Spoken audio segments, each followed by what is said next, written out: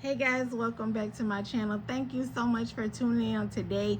We are going to be talking about 15 to 20 effective ways to budget for beginners. Wow, wasn't that a mouthful? Yes. Understand your income, whether that's weekly income, whether it's from an employer, whether it fluctuates, whether you're a freelancer. You got to know how much on average you're going to bring in. So you have to decide, okay, if you don't have a quote unquote corporate job, then you're going to take the lowest amount that you can remember, and that's what you're going to base your budget on.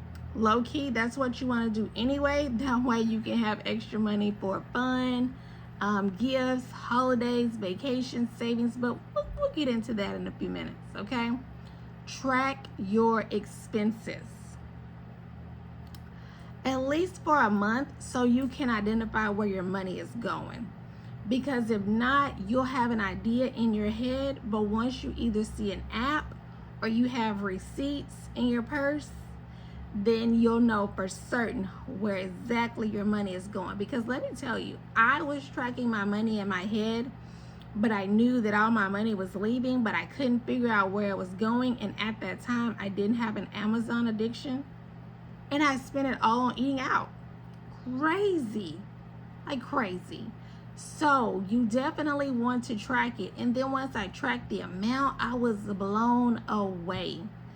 At that time, I think a little less than half of my paycheck went to food. I was spending about $200 a week. So you can do the math. I think I was eating breakfast and dinner out. And this was about 10 or 12 years ago. So I definitely, maybe longer, I don't pull that stunt now because guess what? I can't afford it at all. Not even close, okay?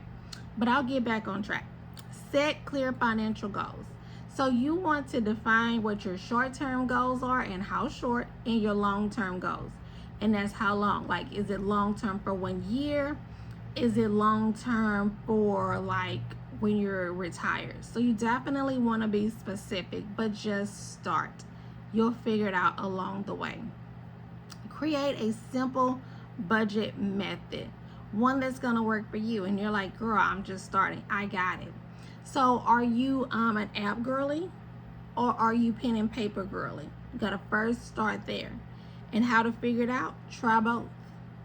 A lot of the apps give you 7-day free trials, so you're definitely going to do a free trial, and then you'll see. But this requires a little bit of work every day, okay? Just a little bit, not very much. You're just gonna have to track or write down or throw all the receipts in one thing, or you're gonna have to hook your bank account up to your app, okay? Like I just said, use budgeting apps. We won't repeat that one because I just did. Prioritize your needs over wants. Whew. That one is so hard, but you have to think about your responsibilities. You have to think about the people that you will impact if you don't do the right thing. That could be your spouse, that could be your kids, that could be mom or dad. And we don't want to impact them. And what I mean by impact is that if we go and spend all our money on wants and don't have enough money for needs, now we gotta ring, ring, ring. Hello, mom, dad, hubby. I kind of spend all the money on shopping. You don't want to do that. That's the walk of shame, the call of shame. Okay, so that's what I always think about when I think about my priorities and responsibilities. Okay, set a realistic budget. Yes. You want your budget to reflect what you already do. If you already eating out too much at Starbucks or drinking Starbucks and eating too much Chick-fil-A, Panda Express, Whataburger, In-N-Out Burger, Five Guys Burger. Okay, somebody wants a burger, clearly. But then that's where you want to make sure that you have enough money in each one of your categories so that you can cover all the things that you're already doing. It just gives you a clear plan to say, okay, Starbucks is getting this amount of money.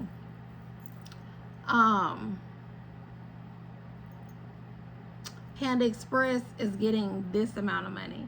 So you just want to have the money in each category, okay? Plan for irregular expenses. Woof.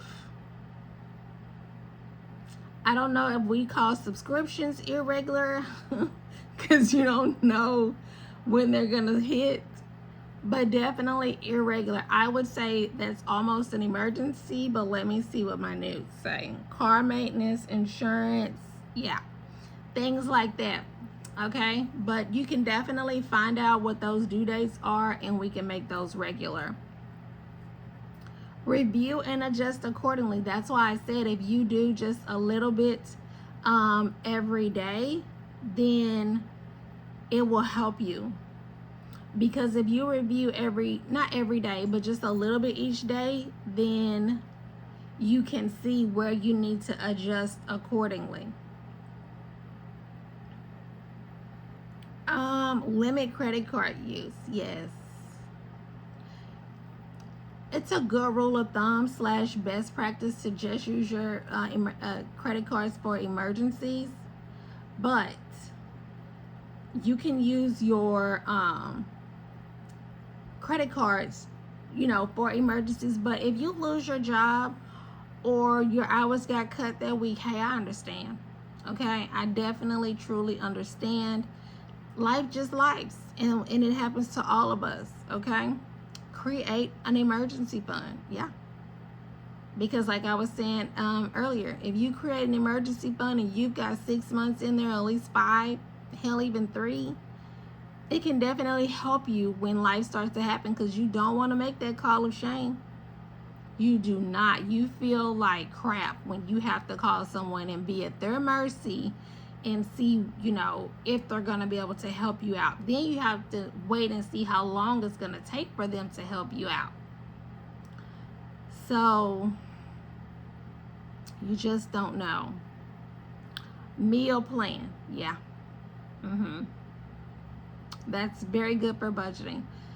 It's not to say that you're going to save money. No, ma'am. No. Meal planning is so you can control the sodium, you can control what's in the food for the most part.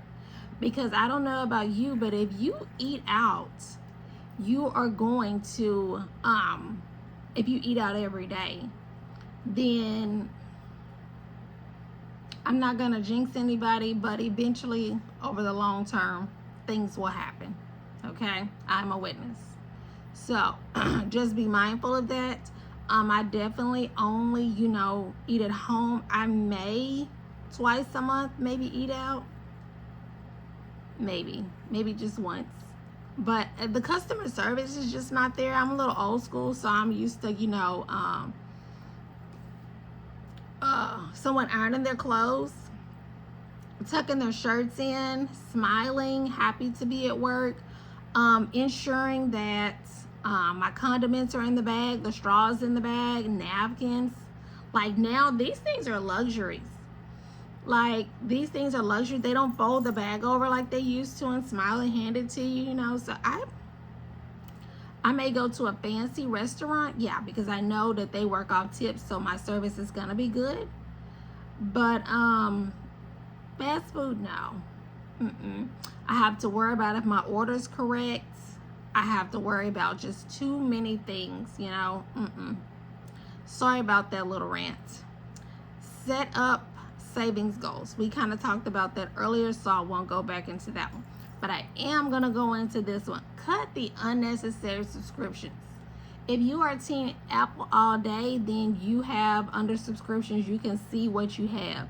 Take those 2 or 3 minutes. I don't even think it's that many minutes to see what you have, and then cut it.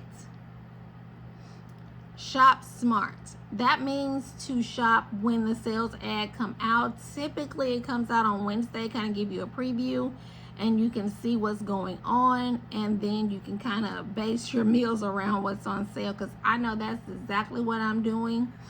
I even now shop at the Dollar General store on Saturdays to use those coupons, because now they've got a 10 off 40, and now they have a Well, the regular one, 5 off 25. But if you look down there, that lady has a stack of 5 off 25 coupons. So you can get, what, $100 worth of groceries for $80. And that's not even a lot anymore. But I won't go there. What else? Limit dining out. We definitely talked about that. I will not go back down a rampage on that one. And last but not least, celebrate your small wins. It's still a win whether it is small.